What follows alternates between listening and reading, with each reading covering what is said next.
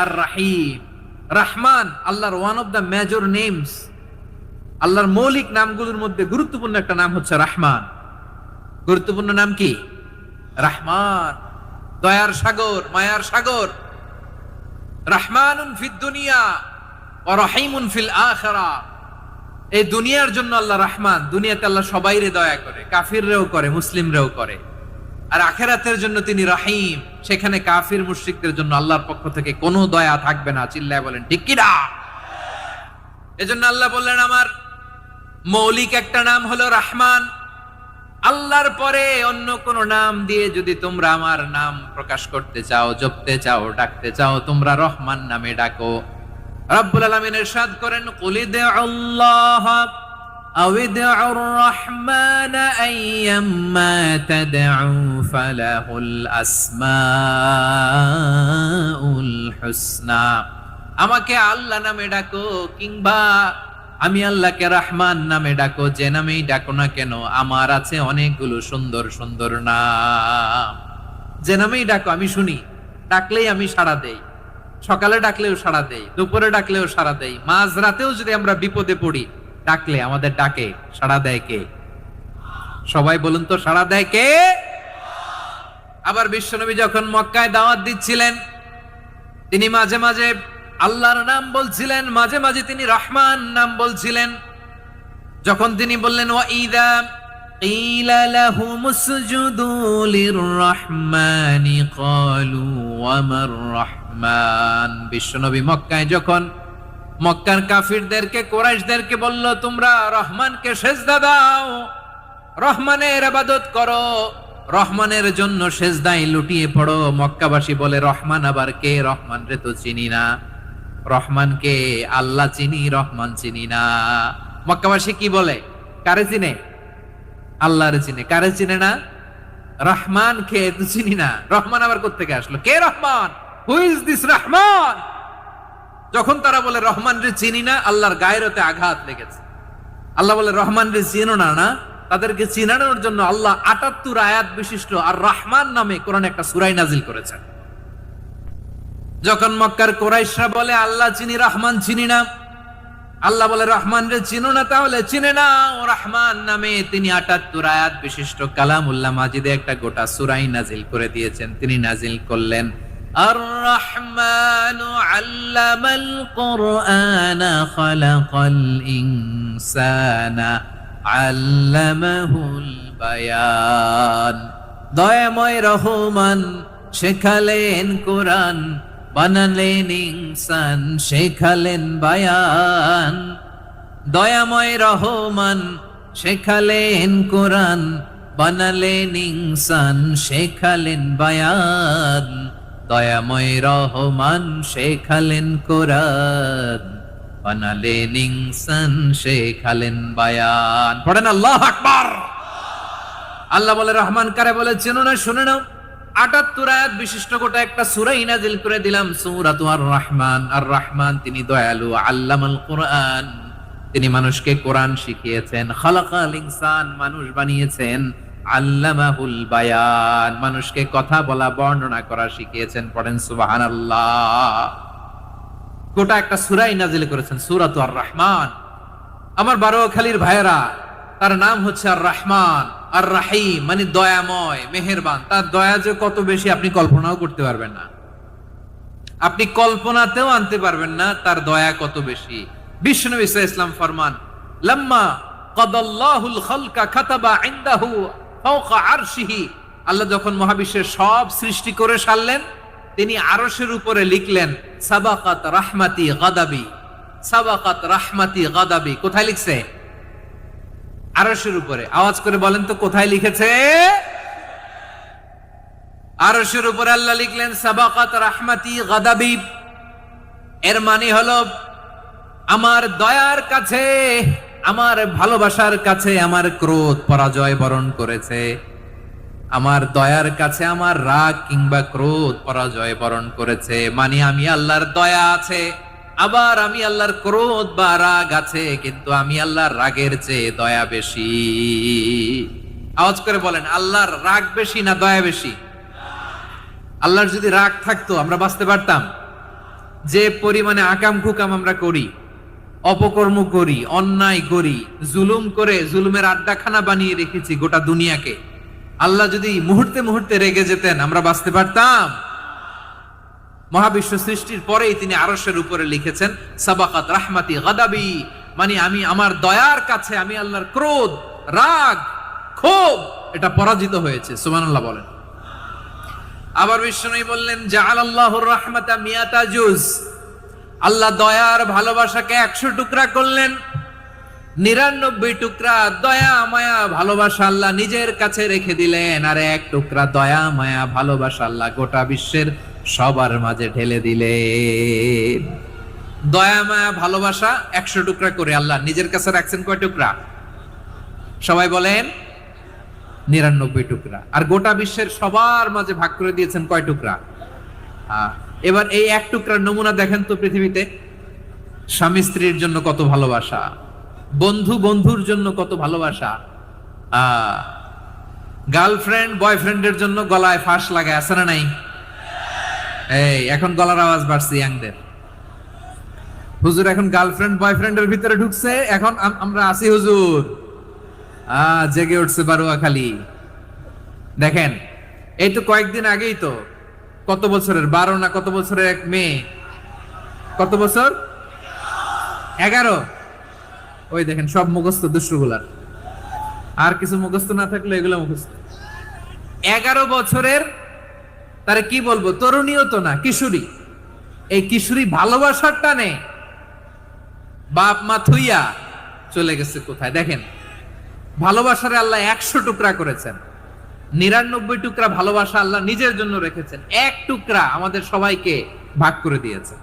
যত পাখি আছে পৃথিবীতে, যত মাছ আছে, যত প্রাণী আছে, যত মানুষ আছে, যত জিন আছে, আমরা সবাই মিলে পেয়েছি ভালোবাসার কয় টুকরা? আর আরশে আজিমের অধিপতি আল্লাহ, তিনি তার কাছে ভালোবাসা রেখে দিয়েছেন কয় টুকরা?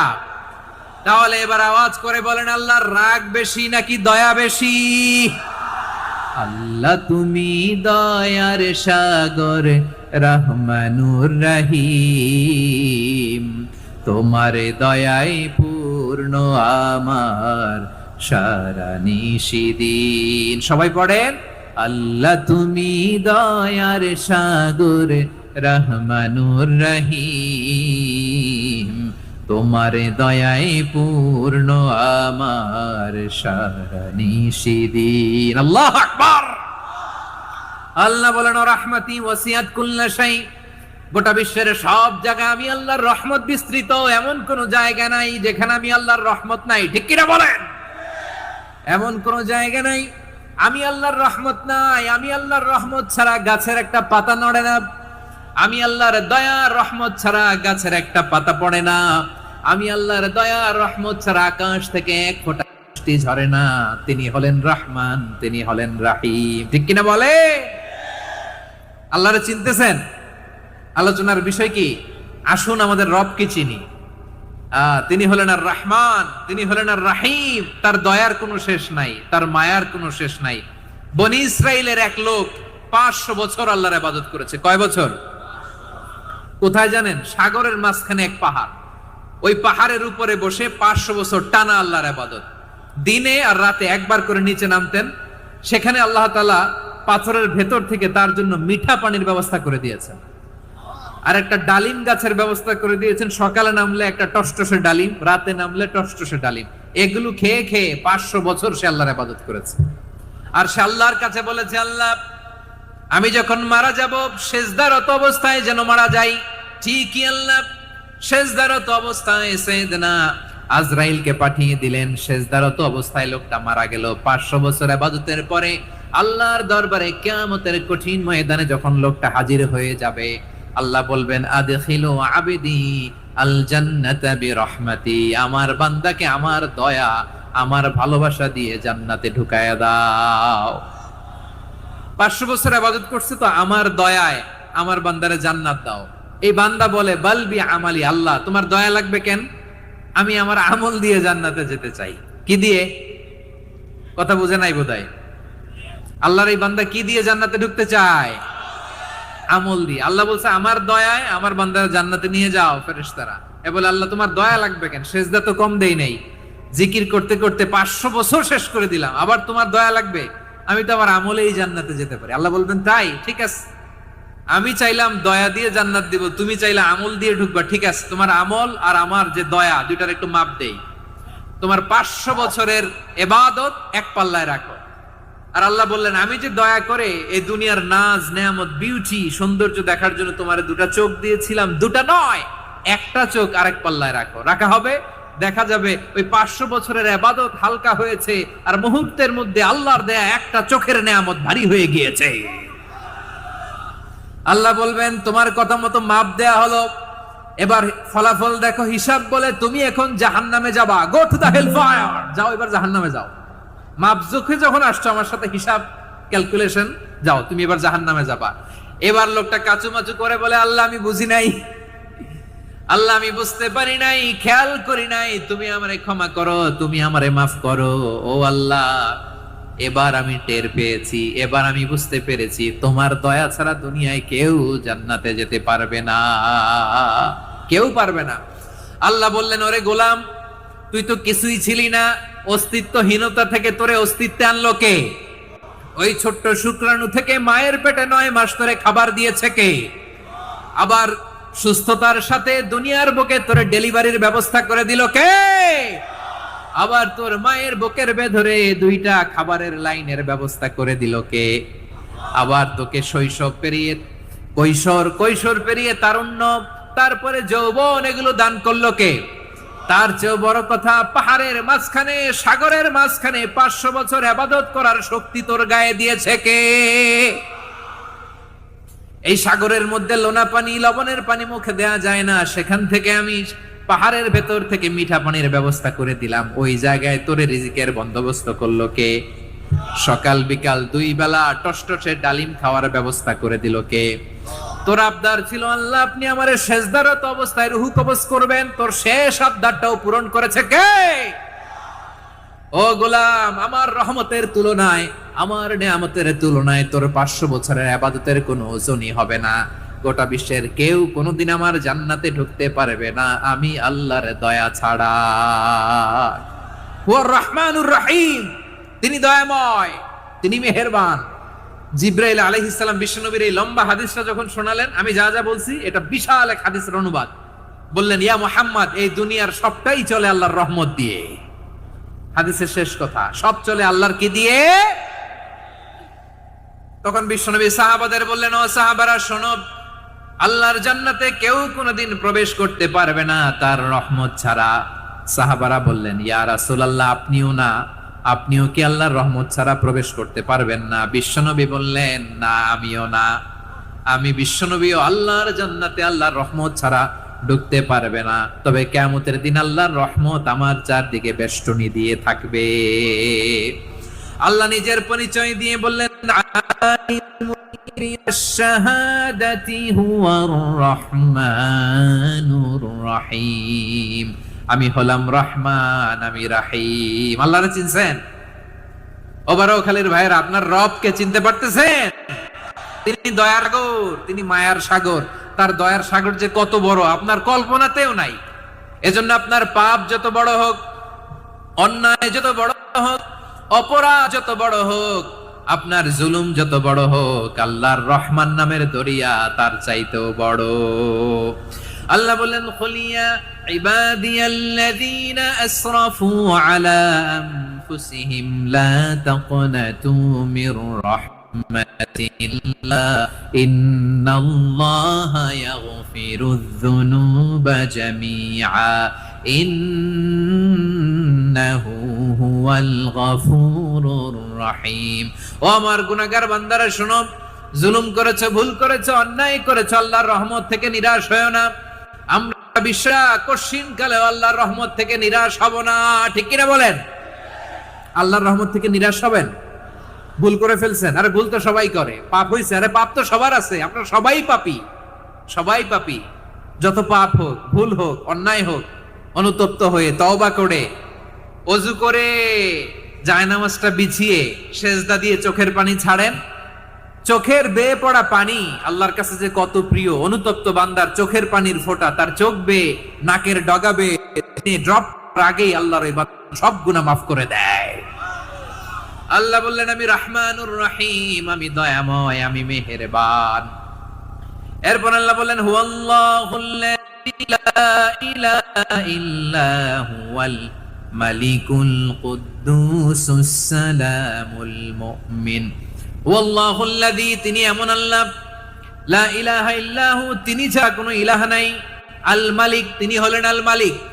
দুইটা শেষ, আর রহমান আর রাহিম শেষ। এবার আল্লাহ 3 নাম্বার গুণবাচক নামের পরিচয় দিচ্ছেন। আল্লাহ বলছেন আমি হচ্ছি আল মালিক, আমি কি সম্রাট। আল মালিক মানে হচ্ছে দ্য কিং অফ কিংস, সব রাজার বড় রাজা, মহারাজা।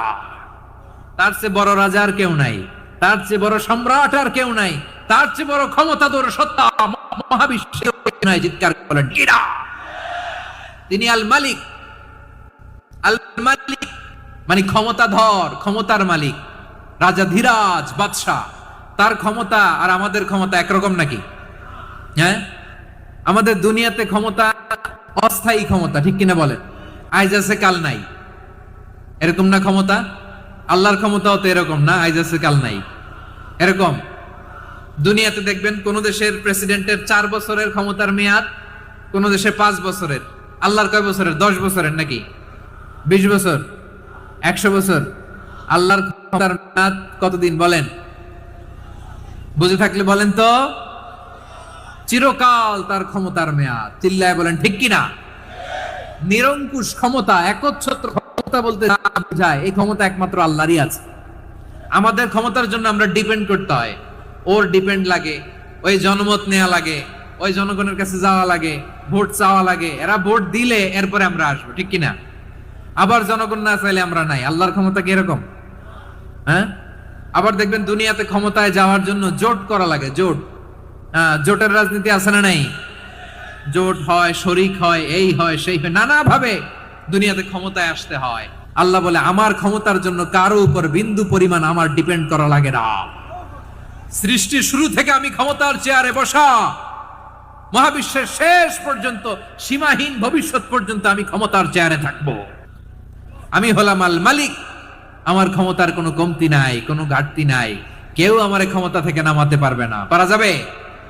এই যে আমরা ফ্যাসিস্ট সরকারের যে আপনারা নামাই দিছেন গণ অভ্যুত্থান করে, মনে আছে? 5ই আগস্টের কথা ভুলে গেছেন এত তাড়াতাড়ি? মনে আছে? আছে।